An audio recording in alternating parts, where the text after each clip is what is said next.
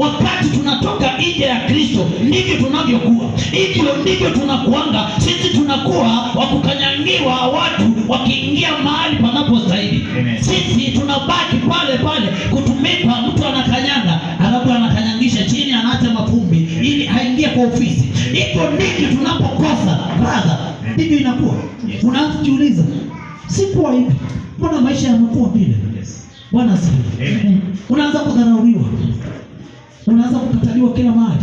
Wakati radha inaisha, inakuwa kila ofisi unaingia, wao wanaona mtu kule, wanashangaa vyeti umeleta, lakini wanaposoma wanaona bisa kununua, hawa ni wale wananunua. Bwana asifiwe. Ndio anaangalia vile vyeti ziko sahihi, lakini kwa sababu umekosa radha, hauna radha kwa mtu yoyote, hauna radha duniani, wewe ni wakukanyangwa watu wakipita. Ndipo hata kwa ndoa mwenzio anaanza kukuona kana ni kopo la maji imeletwa. Nilikuja na maji, nisha kunywa maji. So libabaki nini?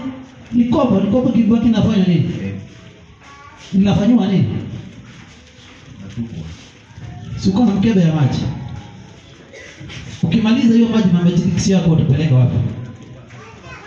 Hivyo ndivyo na sisi tunakuwa sisi tushatupwa. Akawaambia itapo huko chini ni watu wakanyaga wakifanya nini? Hivyo ndivyo Wakristo tunakuwa. Tunapotoka nje ya Kristo tu, Kristo naye anatuacha, tunakuwa bila radha. Bila radha ina maana hakuna mahali utaenda ukuwe na dhamani utasabeni.